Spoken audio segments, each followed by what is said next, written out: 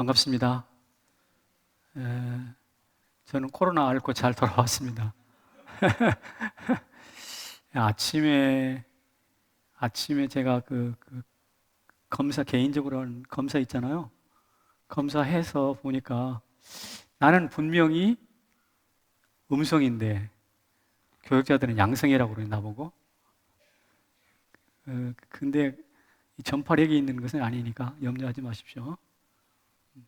거기 이 막대기가 두 개가 나와야 되잖아요. 그래 양성이잖아요. 나는 하나라고. 내 눈에는 하나야. 근데 저들은 두 개래. 나중에 누구 말이 맞는지 한번 확인해 봐야 될 것 같아. 어쨌든 전파력이 없으니까 안심하시기를 바랍니다. 오늘은 우리가 잘 아는 베데스다 목가에 있는 예수님의 말씀을 나누려고 합니다. 그래서 설교 제목을 운동력, 바이탈리티 혹은 활력으로 잡았습니다. 여러분 제로백이라는 것을 한번 들어보셨죠? 제로백. 자동차가 멈춰져 서 있는데 악셀레이터를 가속기로 왕 밟으면 막 자동차가 왕 하고 앞으로 나갈 거 아니에요. 그래서 정지된 자동차가 시속 100km에 도달하는 시간을 일컬어서 제로백이라고 한대요. 고급 승용차일수록 빨리 나가겠죠. 근데 무려 2.5초 만에 시속 100km를 달리는 차가 있다고 그러네. 지금 멈춰져 있습니다. 밟았어요. 째깍 하는 사이에 벌써 100km 가거나. 엄청난 차죠. 그 차가 이 차입니다. 포르쉐 918 스파이더. 한번 보여드리세요, 사진으로. 와, 저 차예요. 멋있게도 생겼네요. 타고 싶어요? 안 타고 싶어요? 기도하세요. 근데 저 차가 무려 우리 돈으로 12억입니다. 12억. 자동차 한 대가 아파트값 한 대예요. 한 채예요. 강력한 엔진이 장착돼 가지고 소금만 밟아도 왕 하고 지나가면 모든 사람이 깜짝 놀라 이게 뭐야 하면서 다 쳐다봅니다. 그만큼 속도와 바이탈리티, 운동력이 탁월한 차예요.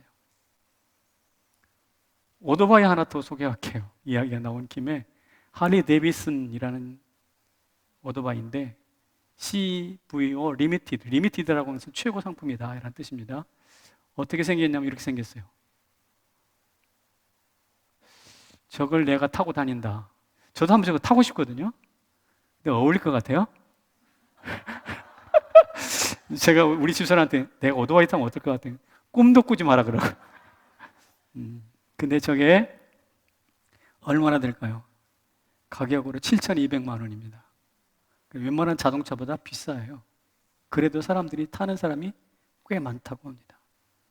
저것도 역시 부릉 시동을 걸면 마치 사자가 막 울부짖는 것 같이 막 압도적입니다.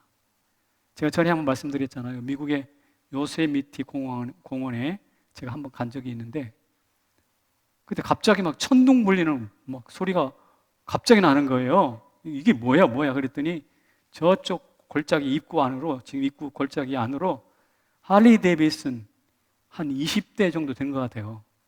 20대가 그 마니아들이 있거든요. 부부들이 남편이 운전하고 아내들은 뒤에 태우고 그래가지고 20대가 그 골짜기 안으로 진입을 하니까 그 골짜기가 마치 옛날에 우리 영화관에 가면은 서라운드 뭐 음악이라고 해가지고 막 뻥 터지면 가슴이 덜썩덜썩하고 그랬잖아요.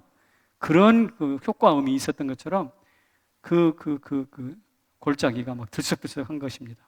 정신이 바짝 들었어요. 아우, 저게 뭔데 저렇게 엄청난 소리를 내는가? 제가 그것을 바라보면서 저 맛에 오토바이를 타는구만 이런 생각을 했습니다. 포르쉐와 할리는 이처럼 강력한 소리와 힘을 가지고 우리를 정신을 바짝 나게 해요. 그리고 우리를 다시 한번 활기 있게 만들어 갑니다. 그런데 이렇게 힘과 속도를 좋아하는 사람들이 공통점이 하나 있는데 뭘 다 먹더라고요. 그게 바로 뭐냐면 비타민이에요.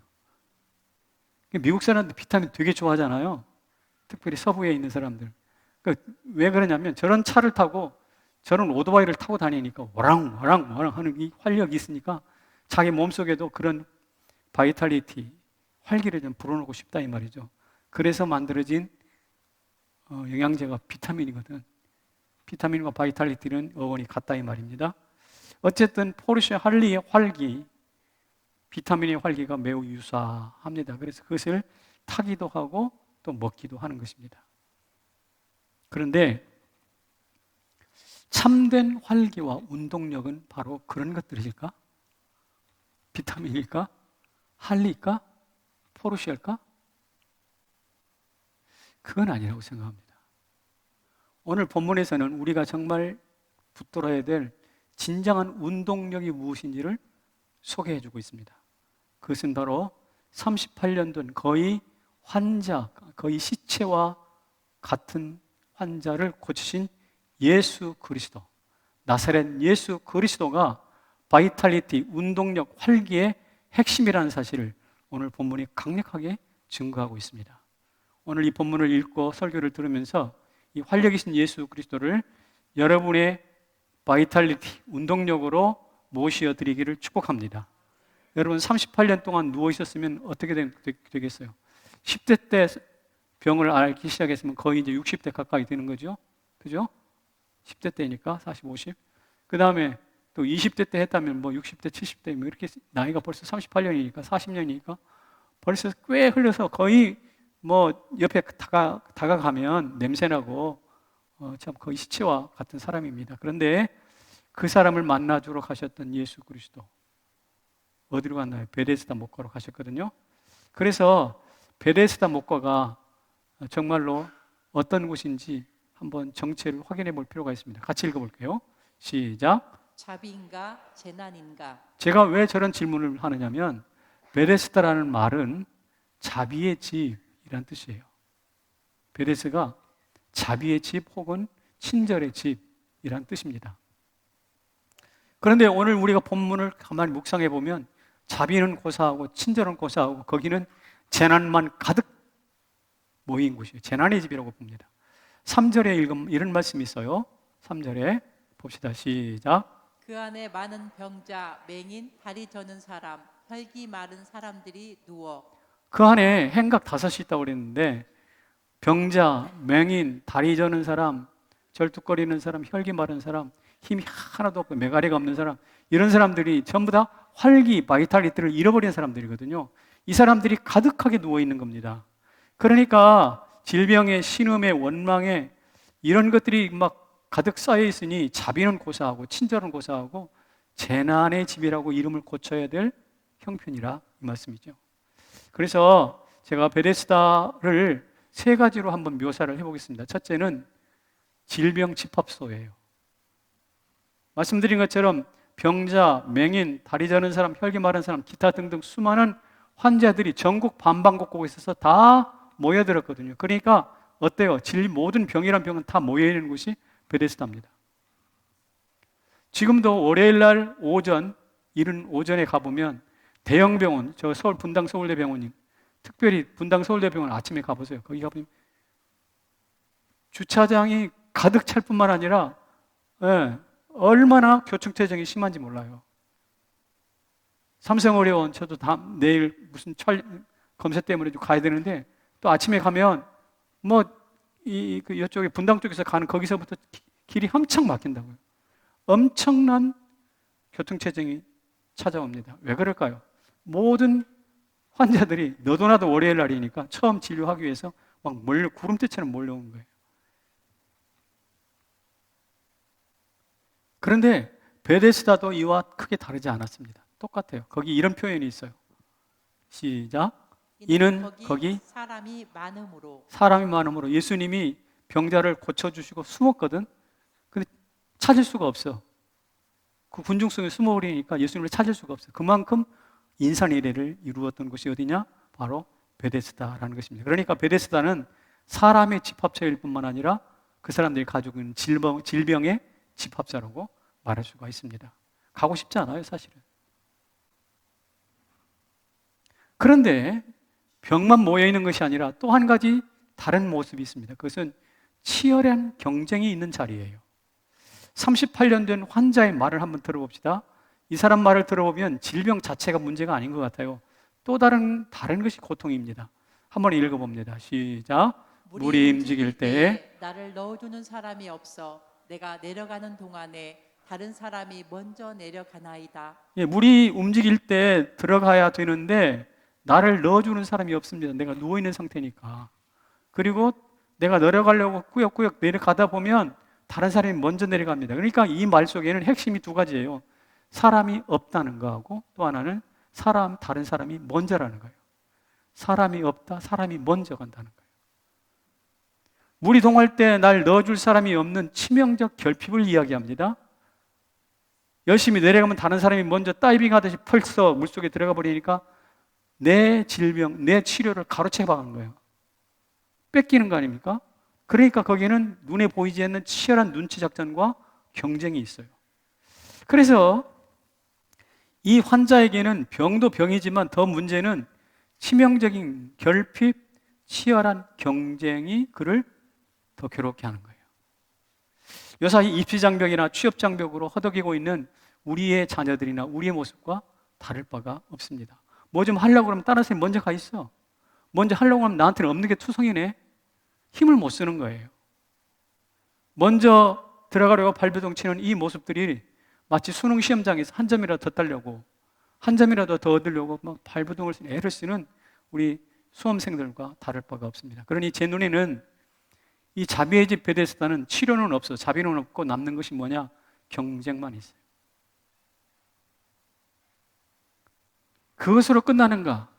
한 걸음 더 나가면 그로 인하여 들끓는 원망이 있습니다. 이게 무슨 말이냐면 물이 동할 때 이 38년 병든 번번이 기회를 놓쳤잖아요. 왜? 다른 사람이 먼저 가버리니까. 그래서 이번에도 좌절, 또 좌절, 이 좌절이 계속 반복됐어요. 38년 동안. 그러니까 가슴 속에 뭐가 쌓이는가? 원망만 쌓여요. 옆에 있는 사람이 믿겨 보여요. 저것들만 없으면 내가 고침을 받을 텐데. 그러니까 모든 사람들이 다 적이고 원망이고 그 원망이 쌓이고 쌓여서 성벽처럼 높아졌습니다. 결국 이 사람은 38년 동안 인생 노래로 부른 것이 있어요. 그게 바로 뭐냐? 사람이 없나이다. 저 사람이 먼저 가나이다. 그래서 나한테는 원망만 들끓고 있습니다. 요 이야기야, 요 이야기. 인생 노래를 원망으로 치장해서 되겠습니까? 이 원망이 쌓이면 이게 시한폭탄이거든요. 예, 건드리면 언젠가나 터지게 돼 있어요. 그래서 기회를 놓친 좌절이 원망이 되고 원망이 어느 날 집이 무조건 무너지듯이 몰락을 가져오게 돼 있습니다. 들끓는 원망. 자, 제가 지금까지 38년 동안 38년 병자가 머물렀던 베데스다 목가. 그 목가의 세 가지 풍경을 말씀드렸어요. 예. 질병, 집합소, 치열한 경쟁, 들끓는 원망. 이 외에도 다르게 설명을 할 수가 있을 것입니다. 그러나 분명히 여기서 우리가 해야 할 것은 이 병자가 혼란에 빠뜨린 질병 자체가 문제가 아니라 이런 것들로 인해서 원망하고 있는 이 근본적인 원인, 이 사람을 혼란케 하는 그 원인을 색출해내가지고 그것을 없애야 되는 거예요. 그래서 제가 여러분에게 이렇게 말씀을 드리고 싶습니다. 시작. 영적 쓰레기를 버리라. 내다 버려야 돼요. 여기 쓰레기가 분명히 있거든. 그게 뭐가 쓰레기인가? 이겁니다. 병자의 눈에 보물처럼 보이는 것이 있었어요. 보물처럼 보이는 거. 그게 바로 뭐냐면 움직이는 물이에요. 천사가 와가지고 동해 움직였다고 그랬죠. 천사가 통해서 움직이는 물, 그것이 이 사람이 오매불망 보물처럼 찾고 찾는 물입니다.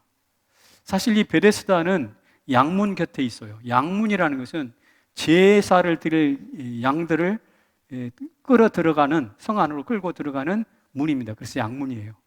그리고 제사를 드릴 때 양을 잡을 거 아닙니까? 그러면 양을 씻어야 될 거 아니야. 그 양을 씻을 때 필요한 물이 필요하거든. 그래서 물을 뽑아가지고 지금 여기다가 저장해 놓은 곳. 이게 바로 베데스다예요. 베데스다의 그 용도가 그렇습니다. 근데 거기는 뭐 우물이라는 이야기도 있고 간헐천이라는 이야기도 있고 그런데 그것은 아니고 그냥 물을 모아놓는 저수주다. 이렇게 학자들은 이야기를 합니다. 그런데 어쨌든 누가 와서 그랬든 간에 물이 움직였다고 합니다. 그 움직이는 물이 뭡니까? 치유의 능력을 가지고 있다는 거 아니에요? 그러다 보니까 이 사람은 보이는 게 움직이는 물밖에 없어요. 이것을 일컬어서 저는 이렇게 말합니다. 물의 우상화, 물의 신성화. 아무것도 아닌 물인데, 그죠? 움직일 뿐인데 그게 병 고친다는 능력이 있어 신성화되는 것이고 우상화되는 것입니다. 이쯤 되면 하나님도 없어, 은혜도 안 보여, 천사도 안 보여, 오직 물만 보여. 이런 일들이 우리나라에도 있었습니다. 제가 청년 때 여러분들도 들으셨을 거예요. 지금은 어떤지 모르겠는데 포천 할렐루야 기도원 기억나세요? 김계화라는 여성이신데 그분이 원장이신가 봐요. 그 양반이 당대 언론에도 수없이 오르내렸던 성령 치유라는 것인데 손가락으로 상처 부위를 후벼 파네. 여기가 뭐 쓸개가 안 좋다 그러면 쓸개 부위를 막 후벼 판대. 그래가지고 그 상처가 덧나가지고 뭐 고름 나오고 난리가 쳤던 이런 일들이 있었는데 이것을 일컬어서 성령 치유라고 했던 무리를 일으켰던 분입니다. 그런데 이 양반이 성령 치유를 뭐 다 해줄 수 없어서 오는 사람들에게 몇몇 사람들 저기는 물, 저 물이 먹으면 나 그러니까 저 물 갖다 마셔. 그래가지고 그 기도원은 물이 아주 뭐 금사라기 같은 물이 됐어요. 저도 딱 한 번 가본 적이 있는데 엄청나게 큰 수저 트럭이 와가지고 물을 받고 있더라고. 여러분, 그게 우리나라에 있었던 20년 전쯤에 있었던 상황인데 생각해 보십시오. 이 본문 말씀을 좀 정확히 묵상하고 그것을 봤다면 어리석이 짝없는 일일 거예요. 여기 움직이는 물이라는 말이 나왔잖아요.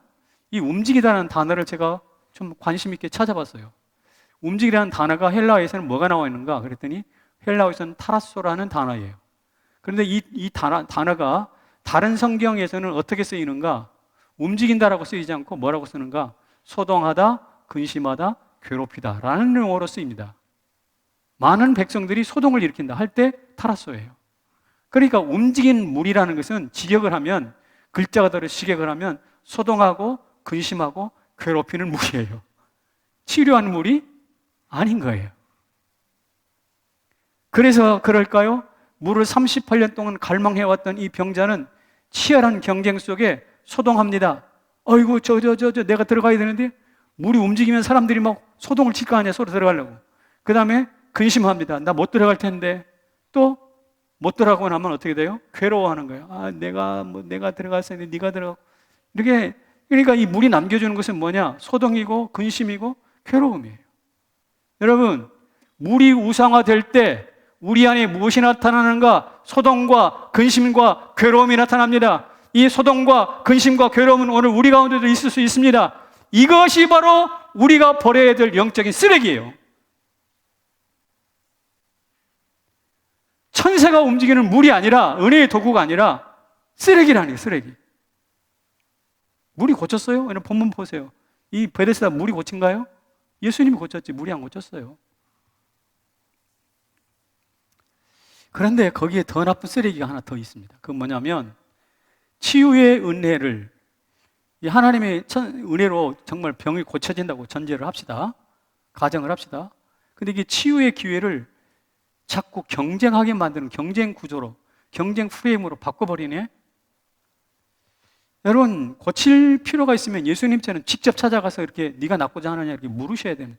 직접 고치면 돼요. 그런데 물을 동해놓고 누가 빨리 나, 누가 잘하나 하듯이 누가 빨리 들어가는지 경쟁을 하게 만든다는 것은 대단히 의도가 악한 거예요. 치료라는 선한 이름 속에 그 의도가 굉장히 악한 거예요. 왜냐하면 서로 적을 만들잖아요. 경쟁 상대를 만들고. 그러니까 은혜가 경쟁으로 변질이 돼요. 거룩한 하나님의 신앙이 부패한 인간의 종교로 바뀌어버립니다. 이런 현상을 일컬어 사도 바울이 이렇게 말했어요. 같이 있습니다. 시작. 성령으로 시작했다 육체로 마치는 것. 성령으로 시작해서 하나님 은혜로 이 일들이 고쳐지고 병이 고쳤으면 좋겠어. 이렇게 선한 의도로 왔는데 나중에는 뭐야? 네가 먼저야, 내가 먼저야 서로 싸우고 쌈박질, 원망, 육체를 마치는 겁니다. 그래서 이것도 경쟁 구조로 바꾸는 거 이거 버려야 될 쓰레기예요. 여러분, 맛있는 음식을 먹고 나면 음식이 맛있다라고 생각하면 안 돼요. 이 음식 만들면서 발생한 쓰레기가 있어요, 없어요? 음식 쓰레기 분명히 있거든. 그러니까 하나님의 은혜, 우리가 기대하는 좋은 은혜가 있어요. 근데 그 은혜 배후에는 우리가 경계해야 될 쓰레기가 있어요. 근데 그것이 구별이 안 돼. 그래서 결국 내가 먹는 밥하고 음식하고 그 쓰레기를 뒤죽박죽 만들어버려? 이래는 안 되잖아요.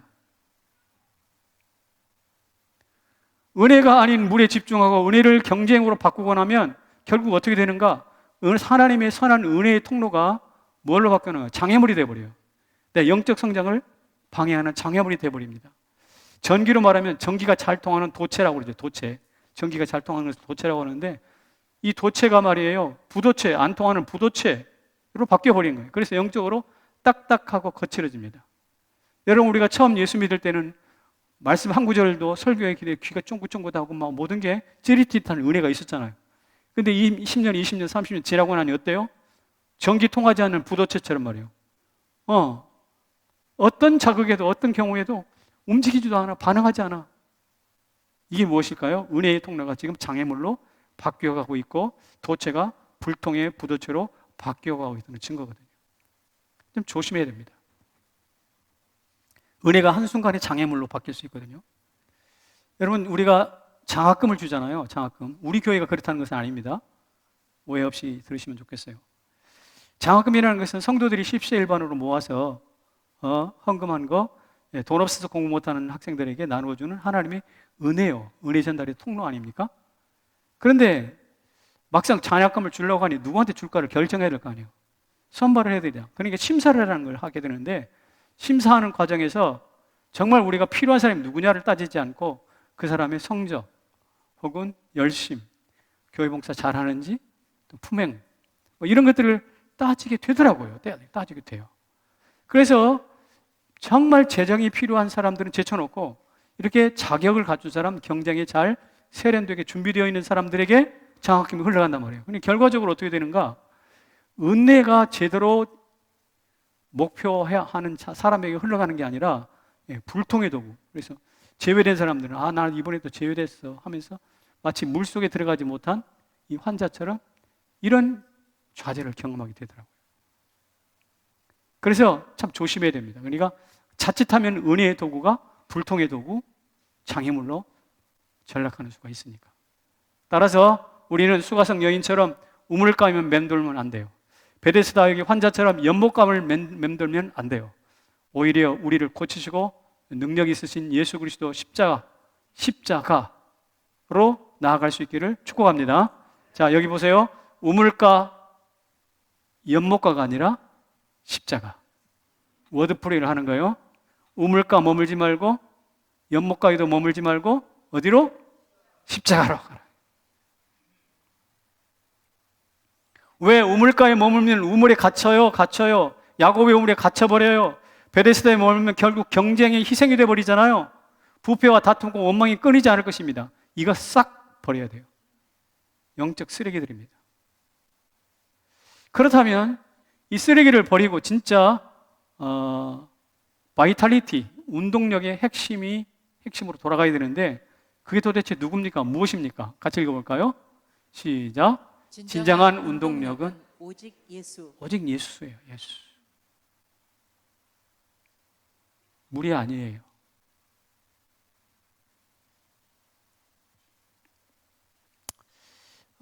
아까 읽었던 우리 본문의 요한복음 5장 8절에 이런 구절이 나옵니다. 예수께서 이르시되 일어나 어떻게? 내 자리를 들고 걸어가라. 그렇습니다. 하시니. 일어나 내 자리를 들고 그 다음에 걸어가라. 이 세 가지 동사가 나와요. 일어나, 들고, 걸어가라. 저는 이 세 가지 동사, 예수님 말씀하신 내용이잖아요. 이 세 가지 동사를 하나로 묶으면 뭐가 되는가? 예수님이 우리에게 주시고자 하는 운동력이 된다고 생각해요. 예수님의 운동은 이 세 가지 동사로 표현됩니다. 뭐라고요? 일어나, 들고, 걸어가라. 여러분도 예수님의 바이탈리티, 이 운동력이 여러분에게 전달되기를 축복합니다. 그래서 그것이 그 운동력이, 생명력이 우리 70쪽에 60쪽의 세포 하나하나에 흘러 들어오기를 축복합니다. 그래서 우리가 누워 있다가 벌떡 일어나서 들고 우리 집으로, 본연의 자리로, 하나님이 세우기를 원했던 그 자리로 들어가시기를 축복합니다. 그런데 이 세 가지 동사를 모아서 운동력이라고 표현했는데, 이 운동력을 다른 말로 묘사한 성경 구절 하나 있어요. 같이 읽습니다. 히브리서인데 시작. 하나님의 말씀은 살았고 운동력이 있어 좌우의 날선 어떤 검보다도 예리하여 혼과 영과 및 관절과 골수를 찔러 쪼개기까지 하며 또 마음의 생각과 뜻을 감찰하나니. 하나님은 말씀인데요. 말씀인데 살았고 운동력이 있다고 그랬어요. 그 다음에 예리하다고 그랬어요. 찔러 쪼갠다고 그랬어요. 감찰한다고 그랬어요. 그러니까 찔러 쪼개 감찰하는 예리한 힘, 예리한 운동력, 얼마나 활기찹니까? 근데 이 활기가 어디에 있느냐? 말씀에 있다고 그래요. 그럼 말씀은 누군데? 말씀은 곧 말씀이 육신을 입고 우리 가운데 오신 예수님 그분이십니다. 다른 말로 예수님은 육체를 입고 이 땅에 오신 말씀 그 자체시거든요. 믿으십니까? 말씀이 예수님이세요. 그래서 예수님은 어떤 분이시냐? 찔러 쪼개며 감찰하며 예리한 운동력 그 자체예요. 이 사실을 믿으시기 바랍니다. 다시요. 예수님이 어떤 분이냐? 찌르십니다. 쪼개십니다. 감찰하십니다. 그러면서도 예리하십니다. 그러면서도 살아있는 활동성입니다. 운동력이세요. 이 운동력을 가지셨기 때문에 예수님은 질병을 다루는 방식이 달라요. 아이고 38년 동안 누워있느라고 고생했구나, 애만 있었구나, 이런 얘기 안 하세요. 다른 사람이 먼저 들어가니까 너 마음이 많이 아팠겠구나, 이런 얘기도 안 하세요. 핵심으로 정확히 바로 들어가세요. 뭐라고? 네가 낫기를 원하느냐. 이게 핵심이거든요. 예수님은 주변 머리를 건드리지 않으세요. 핵심을 치고 들어오세요. 네가 낫기를 원하느냐. 여러분 원하십니까? 아멘이십니다. 우리 중에 지금 수술 환자 혹은 암 환자, 코로나 걸려가지고 집에 누워 계시는 분이 계시다면 오늘 예수 그리스도 이 활동력, 운동력, 찔러 쪼개며 감찰하며 예리하게 운동하시는 그 바이탈리티가 여러분에게 들어갈 수 있기를 축복합니다. 이런 운동력을 예수님 안에 가지고 계시기 때문에 예수님이 핵심으로 바로 들어오셔요. 이게 바로 예수님의 자신감이시고요, 예수님의 당당함이에요. 창조주의 주권, 권세예요. 자비의 풍성함을 보여주는 모습이에요. 그래서 내가 낫고자 하느냐? 이 말은요, 여러 가지 많은 의미를 함축하고 있어요. 이 운동력 앞에 인간의 거짓과 유선, 질병과 한숨이 해체돼 버려요. 재난이 물을 끓어요. 거짓 묶임이 풀어져 버려요. 거칠 것이 없어요. 풍랑이 몰려와도 잔잔하라, 그 자리에서 잔잔해져.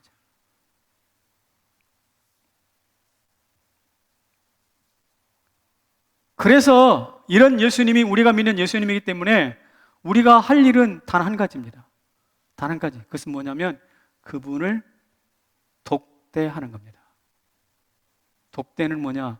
옛날 신하가 영의정이 국왕을 왕이여 제가 독대를 요청합니다. 홀로 다른 신하들 다 물리치고 1대1로 만나는 거예요. 독대.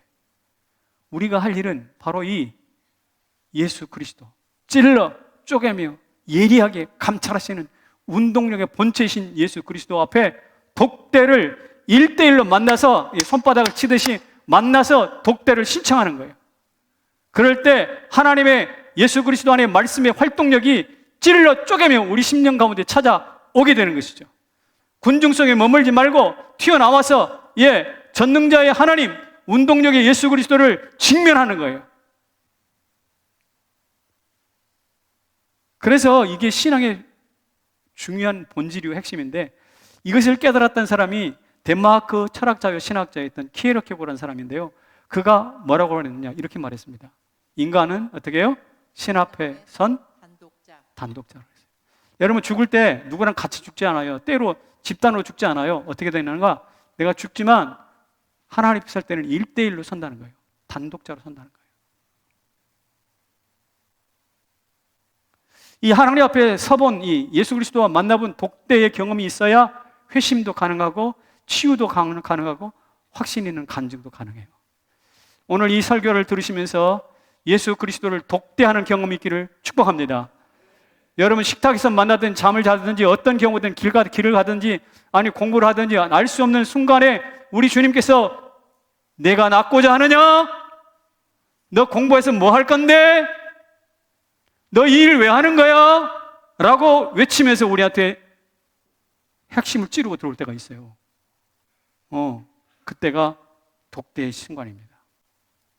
대단히 중요한 거예요. 프랑스 시인이었던 보들레르라는 사람이 있는데요. 그가 이런 시를 썼습니다.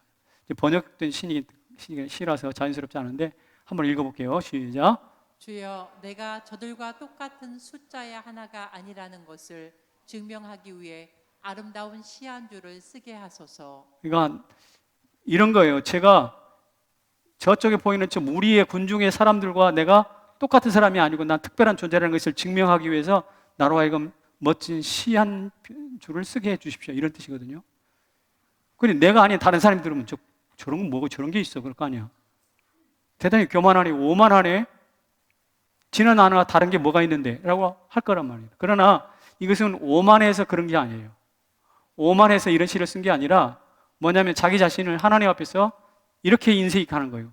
하나님이 만드신 유일 걸작품, only one, 오직 하나뿐인 이 지구상에 오직 하나뿐인 only one이 되기 위한 자기 선택이에요.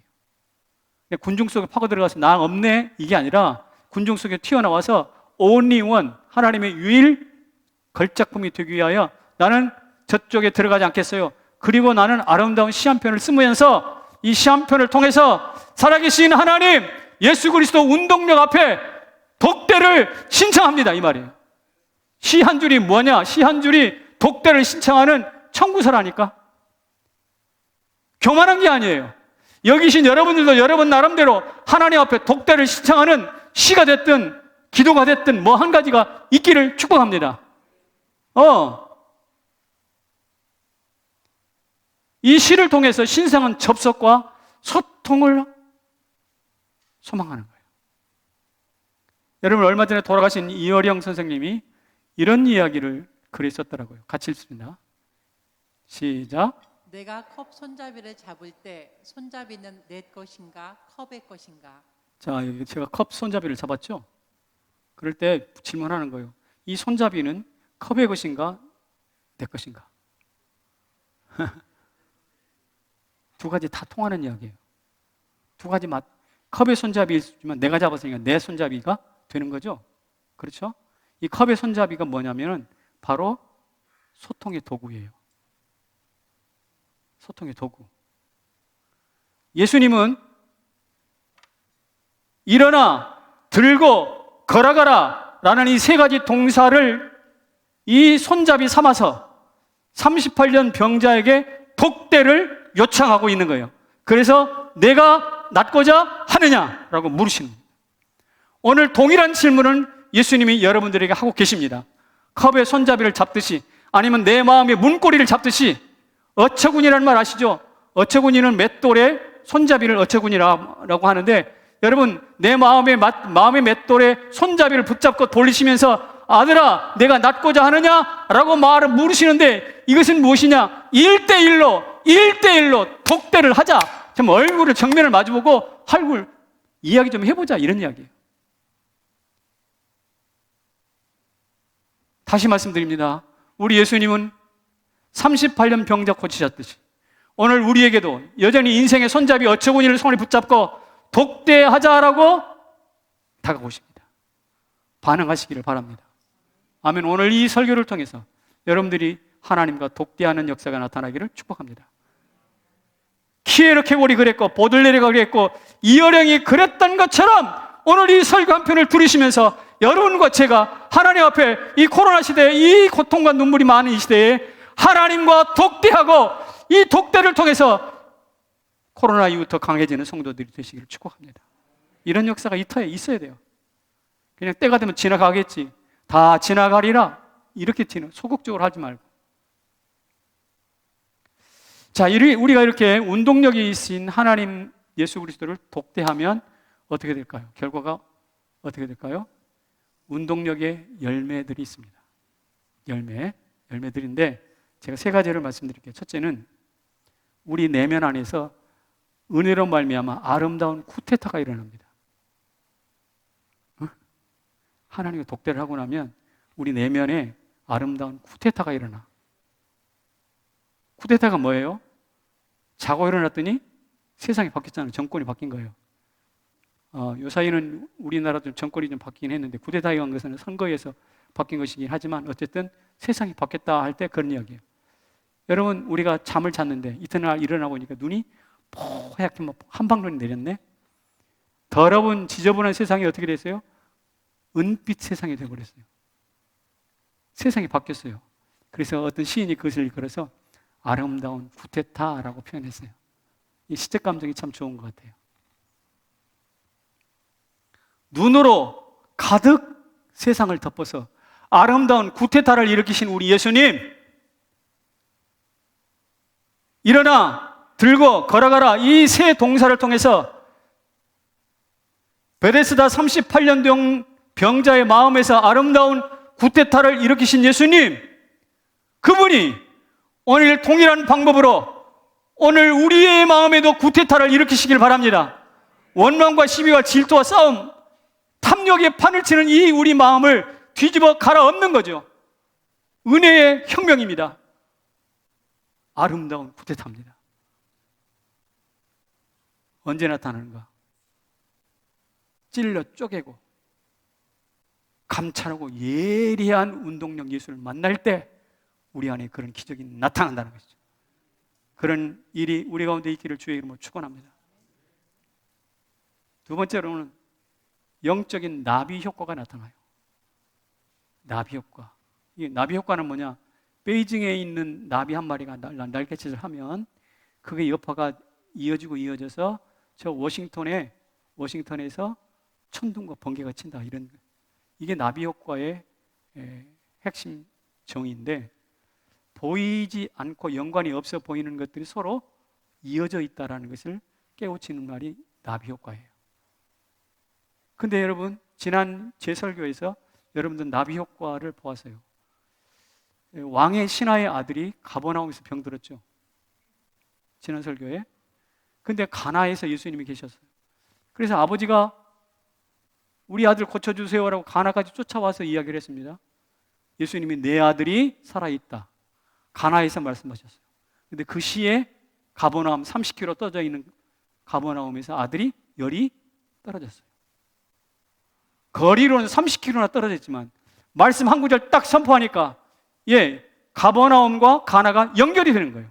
예수님과 병든 아들이 연결이 되는 거예요. 그래서 치유가 흘러가는 거예요. 이게 바로 베이징과 워싱턴이 서로 나비 효과로 연결되듯이 연결되는 나비 효과가 이 성경에서 요한복음에서 나타나는 것이죠. 이런 나비 효과가 운동력의 본체이신 예수 그리스도를 만날 때, 독대할 때 우리 안에도 쑥 들어와요. 아멘이신가요? 예를 들어볼까요? 왜 그런지 물어볼까요? 2000년 전 골고다에서 예수님이 죽으셨습니다. 2000년 전 그 자리에서 있었던 그 사건입니다. 그런데 우리가 믿음이란 나비 효과를 붙고 예수를 믿으니까 2000년 후 성남에 있는 이름 모를 귀퉁이 지구 한미통 모퉁이에 있는 성남에 있는 여러분과 제가 예수를 믿고 하나님의 자녀가 되잖아요. 그러니까 2000년 전 골고다의 사건은 나하고 동떨어진 사건이 아니라 나와 연결되어 있어요. 연결. 살아있는 사건이란 말이에요. 이게 바로 영적인 나비 효과예요. 30km 떨어진 곳에서 말씀 한마디에 아무런 관계가 없는 어떤 아이의 질병이 나은 것처럼 오늘 예수 그리스도로 말미암아 열이 나는 사람 열이 내려가기를 축복합니다. 암세포들은 박멸되기를 축복합니다. 이게 영적인 나비 효과, 주의 보좌에 앉으신 예수 그리스도로 말미암아 여러분 각 사람 심령 가운데 이런 연결이 나비 효과가 나타나기를 축복합니다. 그러니 하나님 앞에 단독적으로 서야 돼요. 외로워하지 말고요. 주여 내가 낫고자 하나이다 라고 외치세요. 그럴 때 아브라함과 이삭과 야곱, 아브라함과 모세와 다윗에게 주셨던 그 수많은 약속들이 나비 효과를 통해서 내게로 연결될 줄로 믿습니다. 마지막으로는요, 이런 일이 나타납니다. 하나님의 큰 일과 새 일이 내 삶에서 일어나기 시작해요. 지난 주보에 황호경이라는 형제의 간증문이 써 있었습니다. 주보에 나온 거 보셨어요? 여러분 주보에 그런 거 나오면 읽어보세요. 안 읽었구만, 표정 보니까. 그 활자가 좀 작아가지고 읽기가 좀 불편하긴 한데 한번 읽어보세요. 이번 주에도 나갔어요. 이번 주에도 나갔는데 이 황호경 형제가 DTS를 좀 받고 있어요. 근데 그 간증 내용을 이런 겁니다. 광주에서 어느 한 1층을 얻어가지고 지금 사업을 하고 있는데 그 건물 사업장 그 건물의 4층에가 리모델링을 한대요. 근데 크게 빌라로 리모델링을 하는데 저 어떤 집인가 어떻게 리모델링을 했는가 해서 1층에서 사업하다가 시간이 나서 한번 올라가 봤나 봐요. 그랬더니 굉장히 넓고 깔끔하게 정리가 잘 돼 있는 거예요. 그래서 와, 우리 여기서 살았으면 좋겠다. 그러면 1층에서 4층에서 오르내리면 출퇴근도 먼 길 출퇴근할 필요 없이 여기 좋겠다. 이런 생각을 하고 내려갔다고 합니다. 그런데 며칠 후에 어머니가 전화 왔어요. 아들아, 내가 너를 위해서 기도하는데 하나님이 깔끔하게 정리된 집을 하나 보여주시더라. 깔끔하게 정리가 된 집을 하나 보여주시더라. 그러는 거예요. 이건 또 뭐지? 내가 보고 갔던 그 집인가? 뭐 이런 생각을 하고 있었어요. 그런데 며칠 후에 건물주가 와가지고 하는 소리가, 지난번에 4층 보고 갔지? 네. 거기 오겠다는 사람이 안 오겠대. 계약이 파기됐어. 자네가 오면 내가 1순위로 고려해볼게. 와. 그러니까 그 현장에 가서 야, 여기 살았으면 좋겠다. 요 한마디 했는데 보여주시고 계약이 또 파기가 되고 이게 무슨 조가지? 생각이 탁 머리가 바짝 서는 거죠. 근데 딸아이가 하나 있는데 딸아이가 다니는 유치원에서 전화가 왔어요. 유치원에 그 아이들이 점점 줄어가지고 코로나로 인해서 이 반 아이가 한 명밖에 안 남았으니까 이 반을 폐쇄해야 됩니다. 그래 다른 유치원으로 옮겨가십시오. 미안합니다. 이렇게 이야기를 전화가 왔어요. 아, 이것도 고민거리가 하나 또 생겼잖아. 어디 유치원을 어디로 가야 될까? 근데 이제 출퇴근하면서 오갈 때 유치원이 옆에 길가에 있는 걸 하나 봤거든. 거기다 한번 전화를 해봐야 되겠다 해가지고 전화를 따르릉 했더니 마침 거기 사는 사람, 마침 한 자리가 비었어요. 이 마침이라는 게 중요해. 다시스로 가려고 할 때 마침 배가 거기 출발했는 것처럼 어쨌든 마침 한 자리가 비었대. 이런 이야기들을 거기다가 썼어요. 아, 지금 하나님이 무슨 일을 하는 거야. 옛날 같으면 뭐 이사 가면 가는 거고 리모델링 하면 한 거고 자리 하나가 없으면 유치원 옮기면 옮기는 건데 일상입니다. 평범한 일상일 뿐입니다. 그런데 DTS를 하고 나니까 이 평범한 일상이 다 어떻게 되는가 특별하게 보여요. 하나님의 섭리, 그 안에 있는 하나님의 섭리로 보여요. 이게 무슨 일이지? 무슨 뜻이지? 자꾸 궁금하게 되는 거예요. 이해가 되십니까?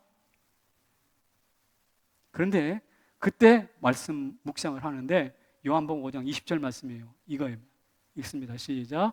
아버지께서 자기가 행하시는 것을 다 아들에게 보이시고 또 그보다 더 큰 일을 보이사 너희로 놀랍게 여기게 하시리라.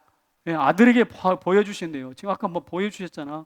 꿈에도 보여주시고 가서 보게도 하시고 또 계약도 파기하게 하시고. 근데 더 중요한 것은 그보다 더 큰 일을 너희로 보고 놀라게 하시다. 더 큰 일로 놀라게 하신다는 거예요. 여기 보면 더 큰 일, 더 큰 일, 큰 일, 새 일. 이 말씀이 귀에 확 들어와요. 확 들어와. 눈에 확 들어와요. DTS 하면서 충격을 받았겠죠. 놀랐겠죠. 아, 이렇게 말씀하시는구나. 그래서 그가 간증을 써서 냈어요. 지금 뭐 하는 겁니까? 하나님이 한 영혼을 붙들고 독대를 요청한 결과예요. DTS 하나님이 독대하는 거 아닙니까? 베데스다 목가에서 38년 동안 거의 시체화 되다시피 한 사람에게 찾아가서 내가 낫고자 하느냐 그 질문 하나, 일어나 들고 걸어가라는 그 세 가지 동사를 통해서 그의 인생에 개입해 오시고 독대를 요청하셨던 그 하나님이, 그 예수님이 오늘 우리에게도 동일하게 역사하시고 황호경에게도 역사하시고 오늘 우리에게도 말씀하실 줄로 믿습니다. 이게 바로 베데스다 목가가 주는 오늘 메시지의 핵심이에요. 여러분 가운데 축복합니다. 여러분 안에 아름다운 은혜의 쿠데타가 혁명이 나타나기를 축복합니다. 그리고 골고다 언덕과 오늘 성남에 있는 내가 연결되듯이 아름다운 연결, 아름다운 나비 효과가 있기를 축복합니다. 거기서 끝나는 것이 아니라 마지막으로 평범했던 일상, 별것도 아닌 일들이 하나님의 섭리 가운데 어느 날 큰일, 새 일로 내 인생을 뒤바꿔 놓는 디딤돌이 되시기를 주의 이름으로 축원합니다. 이런 역사가 있을 때 우리는 베데스다에서 예수를 제대로 독대한 것입니다. 이런 은혜가 다시 한번 온 교회 위에, 가정 위에, 우리 병들어 있는 모든 성도들에게 함께 하시기를 축원합니다. 자리에서 일어납시다.